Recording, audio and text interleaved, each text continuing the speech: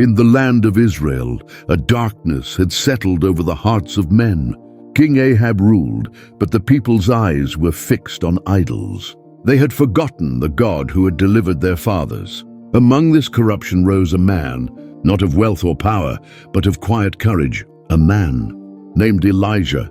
From the moment he appeared, he spoke the words of the Lord, words that would shake kings, silence false prophets, and ignite hope in hearts long cold with fear. The drought had come, just as God had spoken. Rivers dried, wells vanished, and the land cracked under the sun. Yet even in the heat of despair, God's hand moved. Elijah was commanded to go to the brook Chariot, where the Lord himself would provide. Ravens, creatures of the wilderness, brought bread and meat every morning, every evening. He drank from the stream that never ran dry, a whisper of God's unwavering provision in a world that seemed abandoned. Even as the people despaired, even as their idols promised false comfort, Elijah walked in the certainty of the unseen. He was alone, yet never truly alone.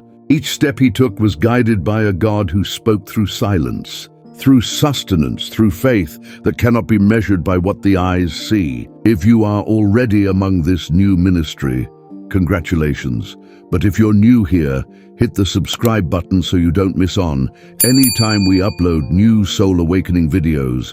God bless you. Let's continue.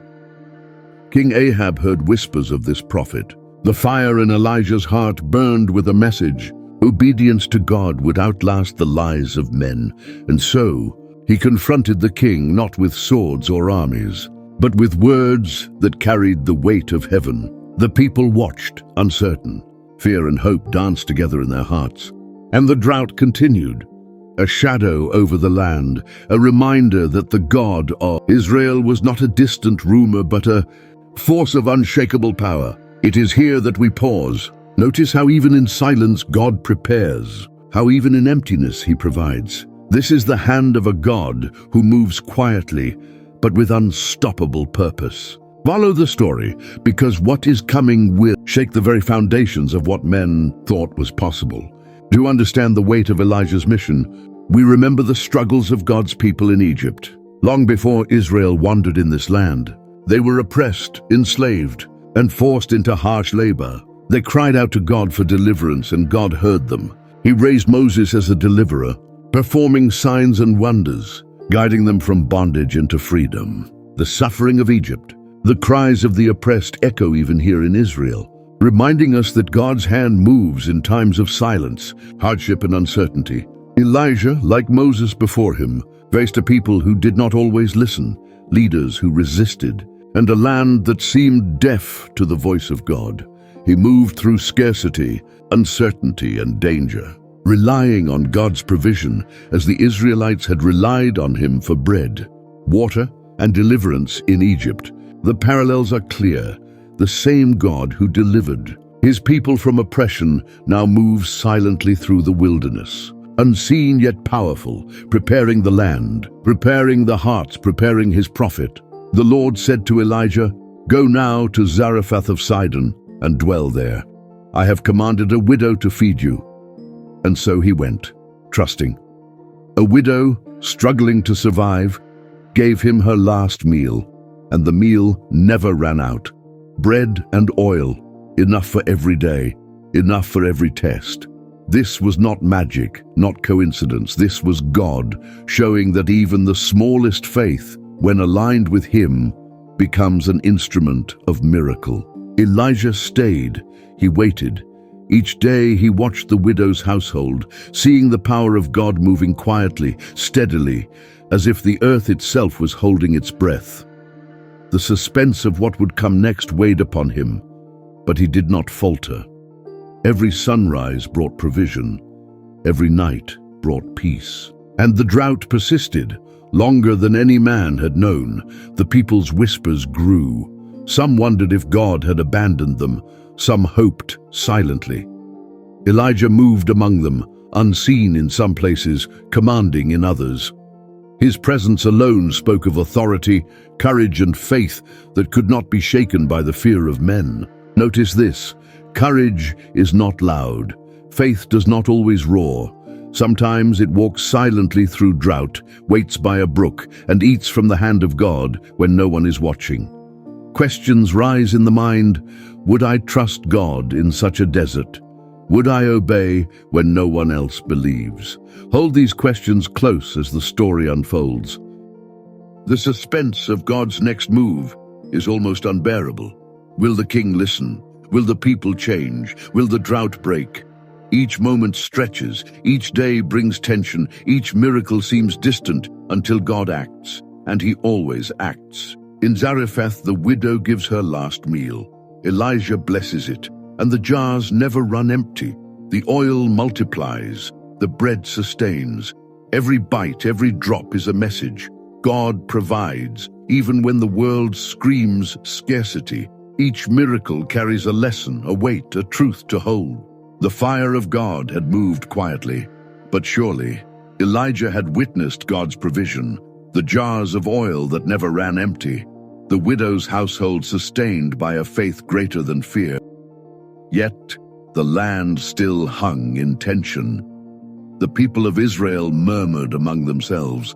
Some hearts were drawn to hope, some clung to idols, and the shadow of drought still stretched across the fields. And then came the moment that would shake all of Israel. On Mount Carmel, Elijah called the people together. He stood alone against 450 prophets of Baal, men who claimed to speak for a god, but whose mouths could not move the heavens. The air was thick with anticipation. Every eye was fixed upon him, every heart uncertain. Would the Lord answer? Would the fire fall? Elijah's voice cut through the murmurs. How long will you waver between two opinions? If the Lord is God, follow him. If Baal, then follow him. His words were calm, measured, yet carried a weight that no human voice could match. The prophets of Baal shouted, danced, and cried to their God from morning until noon, but nothing happened. Not a whisper, not a spark. The suspense held every soul in a fragile balance, the very air seeming to hold its breath. Elijah stepped forward. Slowly, deliberately, he repaired the altar of the Lord. He arranged the stones, laid the wood, and placed the sacrifice with meticulous care. He asked for water to be poured over it, drenching the wood, filling the trench around the altar.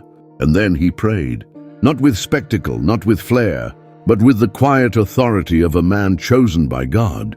And the fire came. It fell from heaven, consuming the sacrifice, the wood, the stones, and even the water in the trench. The people fell on their faces, fear and awe washing over them. In that moment, silence spoke louder than any words. Power was not in shouting, not in frenzy, but in obedience, faith, and trust. The lesson was clear. God's hand moves in ways the world cannot imitate. Yet even this victory carried its own weight. Queen Jezebel, hearing of what had happened, vowed Elijah's death. Fear pressed against his heart like a stone, heavy and unyielding.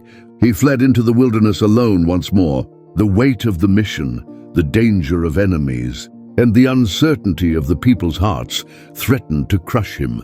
He wandered through deserts, hills, and rocky plains.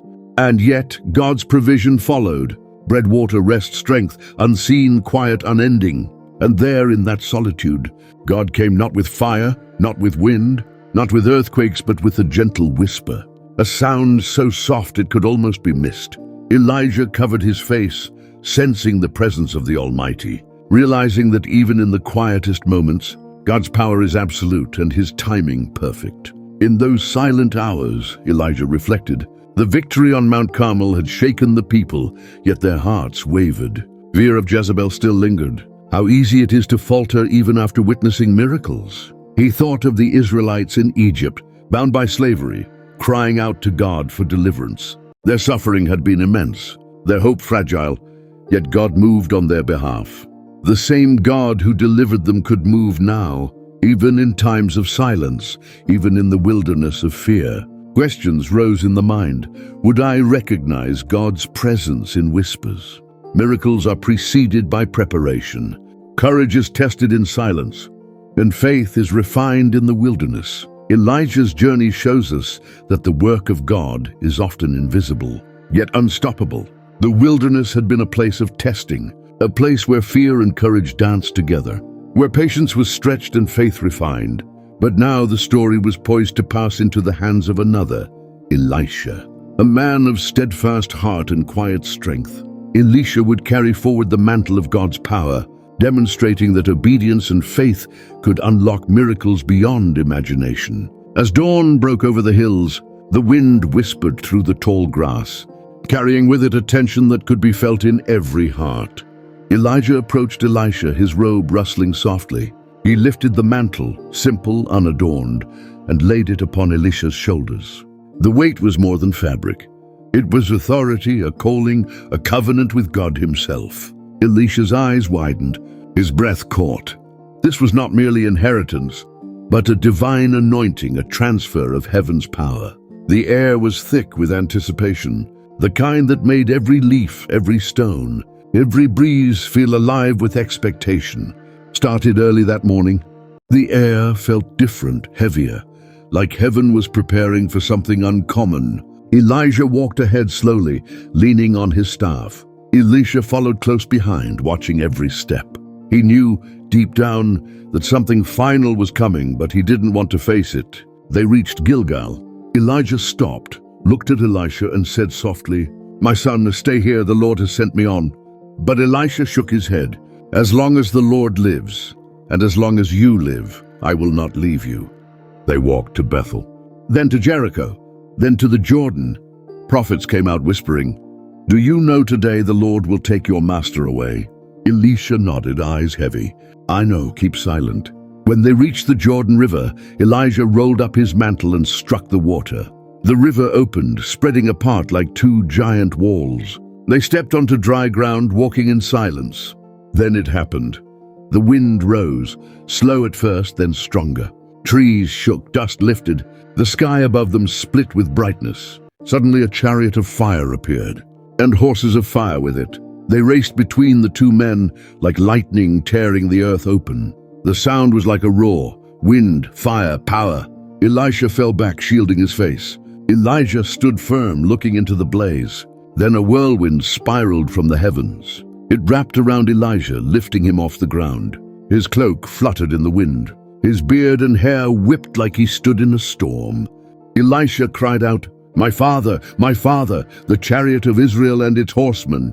But Elijah didn't fall. He didn't burn. He rose, lifted higher and higher, until the fire carried him into the sky and he disappeared. The light faded. The fire vanished. The wind died down, and silence returned. Elisha looked around, breathing hard. At his feet lay Elijah's mantle, the only thing left. He knelt down and picked it up slowly.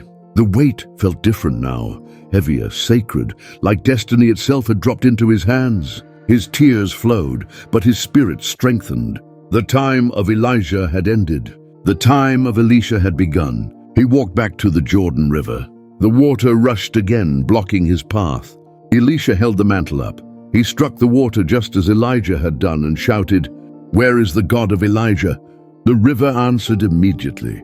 The waters split apart, even stronger than before. The prophets, watching from the distance, shouted, "The spirit of Elijah rests on Elisha." From that moment, God's power moved through him. A widow's oil multiplied until jars overflowed. Children lying sick were healed. Naaman dipped in the river and came out clean. And when an enemy army surrounded a city, Elisha prayed. God sent fire and confusion, saving his people without a single sword raised. Some miracles were loud, some were gentle, but each one proved this truth. The God who carried Elijah into heaven was the same God now working through Elisha.